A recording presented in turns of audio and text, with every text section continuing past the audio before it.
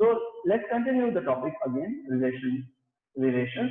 Second chapter में relations की बात कर रहे थे हम कल, उसको थोड़ा सा और आगे ले चलते हैं, थोड़ी सी अपनी नॉलेज को और एनहेंस करते हैं, समझने की कोशिश करते हैं। और फिर से कहूंगा आपको, क्लास में be regular in the class, maths regular subject है। अगर आप 1 या 2 दिन नहीं आते हैं तो अगले दिन उसको समझना या उसको वापस से कैच करना बहुत मुश्किल हो जाता है। ठीक है, तो एक्सरसाइज 2.2 एनसीईआरटी की ही हम कर रहे थे। उसके कुछ क्वेश्चन हमने कल डिस्कस किए थे कि रिलेशंस कैसे बनाते हैं। आज उसी को कंटिन्यू करते हैं और अपने जो नए फ्रेंड्स आए हैं जो कल मिसिंग थे उनके साथ में जिससे समझने की कोशिश करते हैं कि हम क्या करें। हमने पहले किया ऑर्डर पेयर, फिर हमने चैप्टर में किया कार्टेशियन प्रोडक्ट ऑफ सेट्स, फिर अब हम कर रहे थे रिलेशंस क्या होते हैं। रिलेशंस भी ऑर्डर पेयर ही होते हैं, उसमें भी फर्स्ट एलिमेंट फर्स्ट सेट का होता है, सेकंड एलिमेंट सेकंड सेट का ही होता है, लेकिन रिलेशन जो है वो वेल डिफाइंड होता है। Would it is derived that order pair is derived with a clear statement कि उनके बीच में का रिलेशन क्या है ना। सो एक्सरसाइज 2.2 के we have done some questions yesterday. चलिए थर्ड क्वेश्चन को एक बार फिर, आज फर्स्ट और सेकंड तो हमने डिस्कस कर लिया, थर्ड क्वेश्चन से स्टार्ट करते हैं। चलो, he said in the third question, A is a set of A is a set of 1, 2, 3 and 5. B is a set of 4, 6 and 9. Right? चलिए, forget about the relation and all, क्योंकि some of the students were missing yesterday. मैं आपको फिर से बिल्कुल basic से start करता हूँ। जब हम इन दो सेट्स का कार्टेशियन प्रोडक्ट करते हैं तो हम उसे लिखते हैं A क्रॉस B। जब हम इन दोनों सेट्स का कार्टेशियन प्रोडक्ट करते हैं तो उनको लिखते हैं A cross B। So A cross B में वो सारे ऑर्डर पेयर आते हैं जो फर्स्ट एलिमेंट, यानी इसमें ऑर्डर पेयर आएंगे। जैसे सपोज इसमें ऑर्डर पेयर आ रहा है x and y, such that it is always the relation or the product is also is always a order pair in which x belongs to the first set and y belongs to the second set, right? ये हमेशा order pair के form में ही आते हैं। तो यहाँ पे अगर हम देखें तो हमारे each and every element of the first set will make an order pair with the second each and every element of the second pair यानी set। कैसे? अगर हम 1 का बनाए तो 1 का पेयर पहले बनाते हैं 4 के साथ, ये एक ऑर्डर पेयर है। इसमें हमें बिल्कुल क्लियर है 1 belongs to set A and 4 belongs to set B। ये एक ऑर्डर पेयर है, हमने मल्टीप्लाई कर दिया। अब 1 का 6 के साथ भी पेयर बनना चाहिए, 1 6 और 1 का 9 के साथ भी ऑर्डर पेयर बनना चाहिए। बिल्कुल क्लियर है, 1 belongs to A, 6 belongs to B, 1 belongs to A, 6, 9 belongs to B, and so on. This is what the Cartesian product. Now A का हो गया, अब 2 का इनके साथ ऑर्डर पेयर बनाना है। Each and every element of first set will make an order pair with each and every element of the second set. अब इसको करते हैं, चलो 1 की बात हो गई, 1 4 1 6 1 9 हो गया। अब आगे चलते हैं, और कौन सा एलिमेंट आएगा? तो अब 2 की बारी है, तो 2 4 2 6 और 2 9। 2 4 के साथ, 2 6 के साथ और 2 9 के साथ ऑर्डर पेयर बनाएगा। बिल्कुल सिंपल है, 2 belongs to first set, 4 6 and 9 belongs to the second set. This is order pair product कर रहे हैं, है ना। चलो 2 के बाद में बारी आती है 3 की, तो हमने कहा 3 4 3 6 3 9। 3 का पहले 4 के साथ, फिर 6 के साथ और 9 के साथ। तो ये हो गया 3 4 3 6 3 9। क्लियर? चलो फिर आपने 3 की भी पूरी बात कर ली। अब आपके पास आया 5, 1 का ऑर्डर पेयर बनाया सबके साथ में, 2 का ऑर्डर पेयर बनाया सबके साथ में, 3 का सबके साथ बनाया। अब 5 की बारी आती है। चलो तो ये हो गया 5 4, then it is 5 6 and last one is 5 9। Check कीजिए ना बेटा, इसमें कहां प्रॉब्लम है? This is what Cartesian product of two sets. This is what Cartesian product of two sets. ये एक कार्टेशियन प्रोडक्ट का सेट बना दिया आपने, बन गया सेट। अब अपन रिलेशन की डेफिनेशन पे आते हैं। What is a relation? It says relation is again an ordered pair which is well defined, in which the first element belongs to the first set and the second element belongs to the second set. And a relation is always a subset of A cross B. Relation is always a subset of the Cartesian product of the set. यानी हम इसमें कोई भी relation बनाएंगे ना, अब इसका कोई भी रिलेशन, अब क्वेश्चन को देखेंगे कि रिलेशन क्या बोल रहा है, जो भी रिलेशन बनेगा उसमें जितने भी एलिमेंट्स होंगे वो सारे इसमें कहीं ना कहीं जरूर होंगे, वो इसका सबसेट होगा। सबसेट हमने फर्स्ट चैप्टर में पढ़ लिया था, सबसेट क्या होता है ना। चलो कोशिश करते हैं जरा इसको अब यहाँ पे समझने की। क्या हुआ हमारे पास में, इस क्वेश्चन की बात करते हैं। उसने कहा R that relation is a set of, ऐसे पढ़ेंगे ना, relation is a set of all order pair X Y, all order pair x y such that the difference between x and y is odd, such that the difference between x and y is odd, and we need not to tell, or he may need not to say that x belongs to A and y belongs to B. Of course order pair में हमें मालूम है x हमेशा A set से आना चाहिए और B y जो है हमेशा B सेट से आना चाहिए, ऑर्डर पेयर का नियम है ना। अब बात करते हैं चलो रिलेशन की।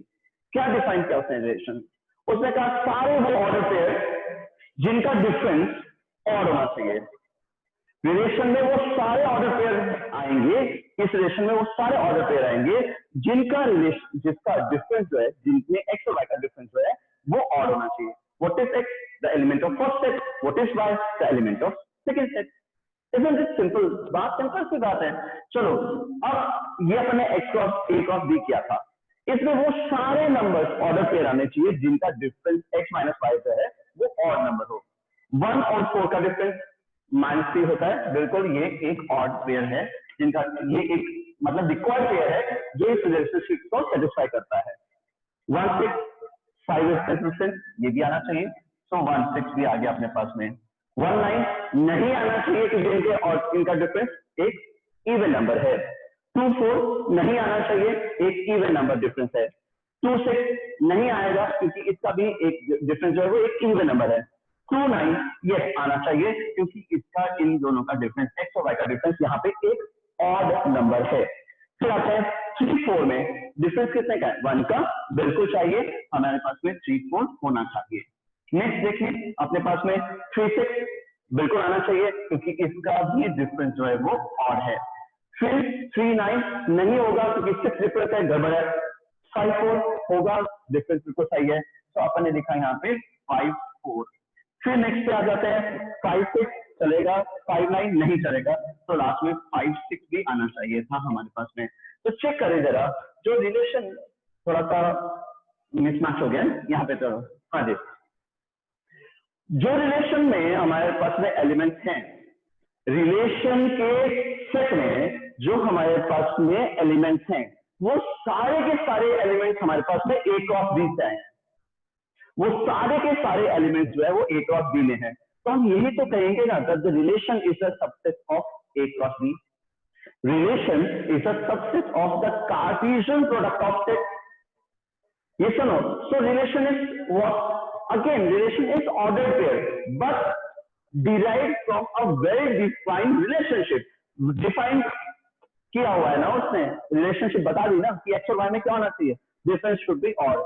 चेक कीजिए, कोई ऐसा तो नहीं पेयर जो मैं भूल गया हूं, कोई ऐसा पेयर जो मैंने लिखा नहीं हो या मेरे से छूट गया हो या कोई गलत लिख दिया हो मैंने, चेक करो और मुझे बताओ। एनीवन अनम्यूट योरसेल्फ, से यस और नो, कुछ भी बोले बताओ मुझे। करेक्ट है सर आंसर। करेक्ट आंसर, ठीक है। So is the relation clear to all of you? Say yes और नो, अनम्यूट करो बेटा अपने आप को, क्योंकि मेरे को कल जो by the end of the day आपसे क्वेश्चन पूछे तो रिलेशन के कई सारे ऑर्डर पेयर नहीं बना पा रहे थे आपने से, तो मुझे लगा कि शायद रिलेशन क्लियर ही नहीं हुआ बच्चों को। हाँ जी, अब बताओ बेटा। क्लियर है।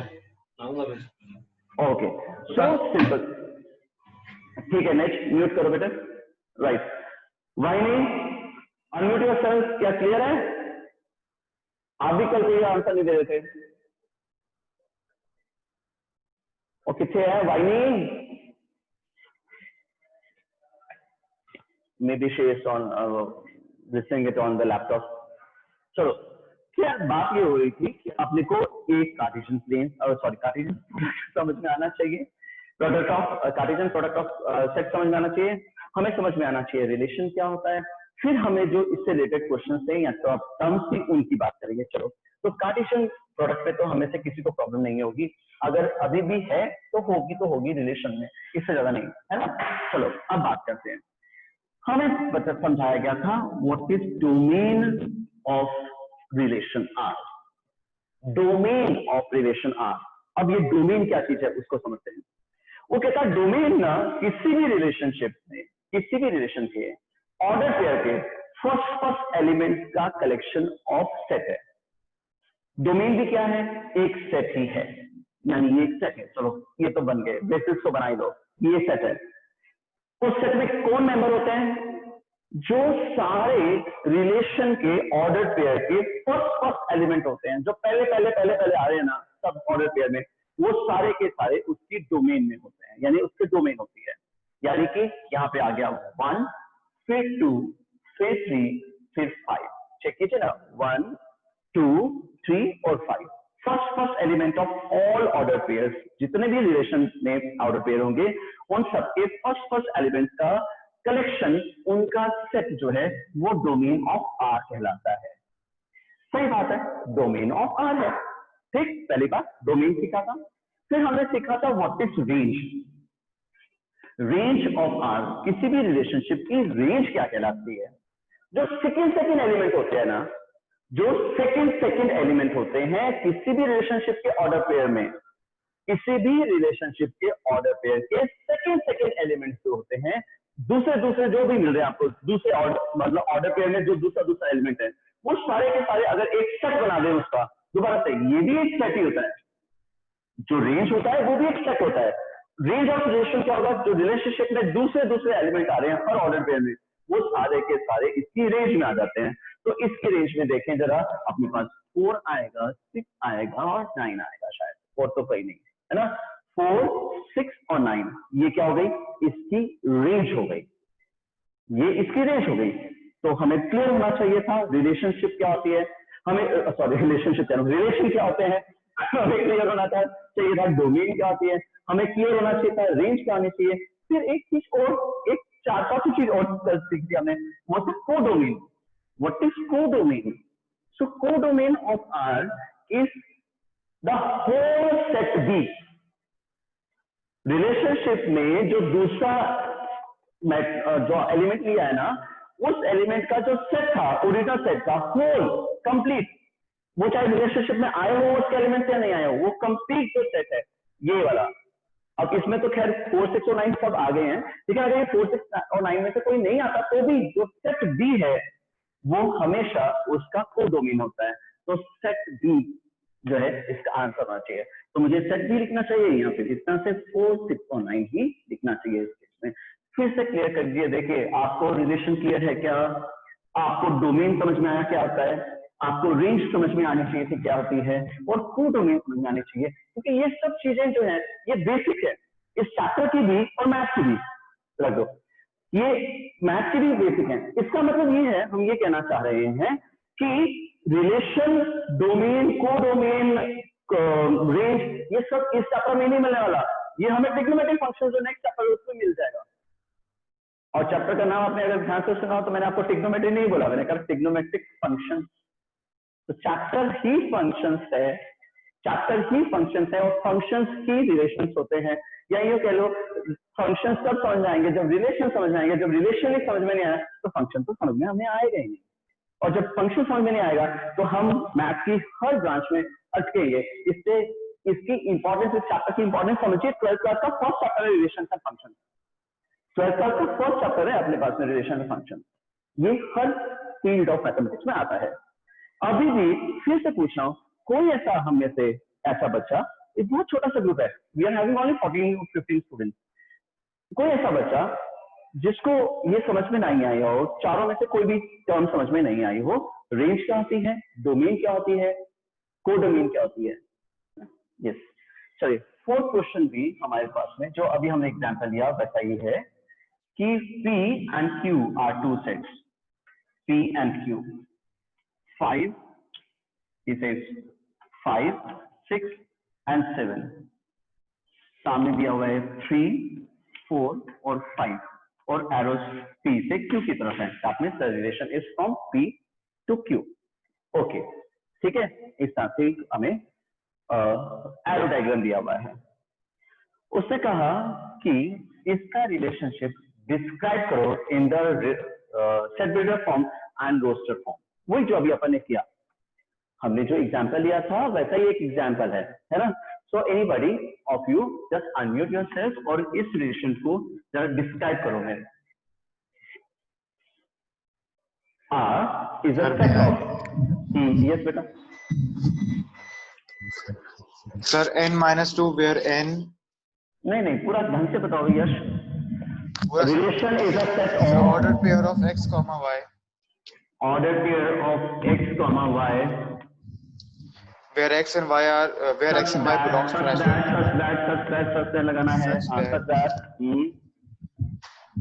x and y belongs to natural number or capital N। वो लास्ट में लिखेंगे।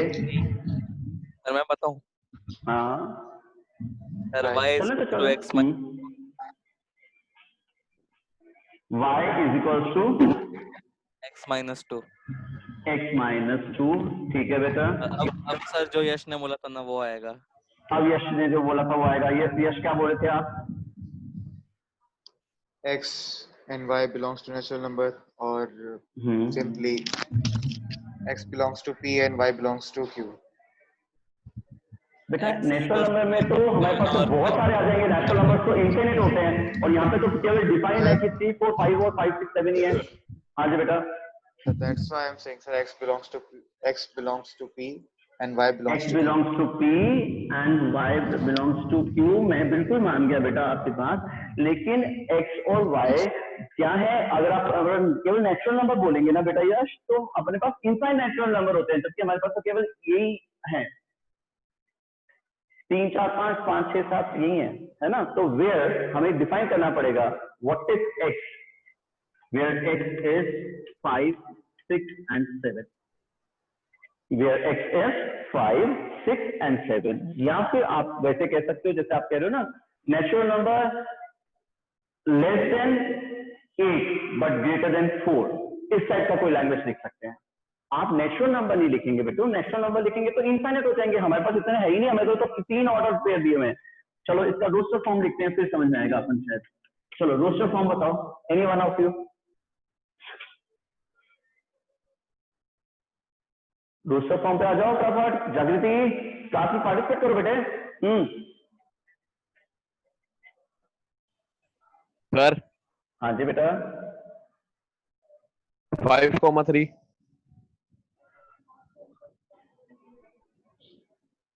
5,3 ठीक है। अगर x को आप 5 लेंगे तो y, अगर x को 5 लेंगे तो y 3 होगा ठीक है। फिर 6,4 6,4 ठीक है और 7,5 और 7,5। आप चेक कीजिए ना बेटा, जो आपने roster form set builder form बनाया था और रोस्टर फॉर्म बनाया था वो सेम ही तो है। 5 - 2 x 5 हो सकता है, तो x को रखते जाओ। 5 - 2 4 होगा, 6 - 2 सॉरी 5 - 2 3 होगा, 6 - 2 4 होगा, 7 - 2 5 होगा एंड सो ऑन। और वो पिक्चर में साफ दिख रहा है यार कौन कौन ऑर्डर पेयर में बन रहा है। तो सेट बिल्डर फॉर्म और अपन ने इसका रोस्टर फॉर्म लिखा। अब फिर से मैं आपसे पूछ रहा हूं कि forget about the question what is given in NCERT, क्या डोमेन ऑफ आर समझ में आया आपके पास? आपको what is domain of R? It is a set of 5, 6, all 7 right, it is a set of all first elements of the relationship, the relation है ना। हाँ जी बेटा, क्या बोलो अब क्या बोल रहे थे आप? 5, 6, 7 5, 6 and 7 okay।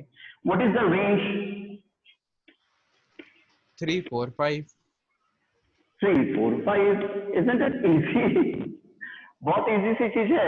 Domain first element, range second element. जो फर्स्ट एलिमेंट है वो आपके पास डोमेन होते हैं, जो सेकंड एलिमेंट होते हैं रिलेशनशिप में, मैं बार बार रिलेशनशिप बोल रहा हूँ, सेकंड एलिमेंट होते हैं जो रिलेशन में, वो उसकी रेंज कहलाती है। हो गया। अब आप चलते हैं क्वेश्चन में, क्या पूछा था इसमें, उसने पूछा था कि टेबुलर फॉर्म में लिखो, रोस्टर फॉर्म में लिखो, डोमेन बताओ, रेंज बताओ, बता दिया सब कुछ उसको। मैं कहा था ये एक आसान क्वेश्चन था, कुछ भी नहीं है। चलो रिलेशन में एक चीज रह गई थी, वो मैं आपको क्लियर कर रहा हूं। दो सेट में कितने रिलेशन बन सकते हैं, कितने रिलेशन होते हैं, उसकी काउंटिंग हम 2⁻mn करते हैं। क्या मतलब हुआ? एक सेट है, मान लीजिए A, which is having elements P, उसके P एलिमेंट है। एक सेट है B जिसमें नंबर ऑफ एलिमेंट्स Q है। सो नंबर ऑफ रिलेशंस अगर अपन निकालना चाहें कि इसमें कितने रिलेशंस आपस में होंगे, तो 2⁻PQ, 2⁻P into Q is the number of relations। जैसे यहां की बात करते हैं, चलो इस P सेट में कितने एलिमेंट्स हैं? 3। इस Q सेट में कितने एलिमेंट्स हैं? 3।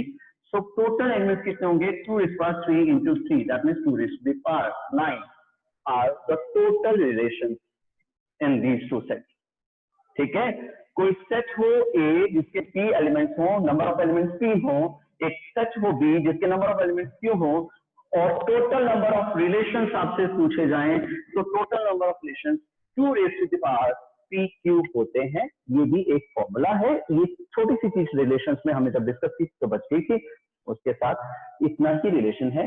रिलेशन क्या होता है, डोमेन क्या है, रेंज क्या है, और कोडोमेन क्या है, ये एकदम क्लियर होना चाहिए। Now tomorrow you chalo let's catch you in the next class।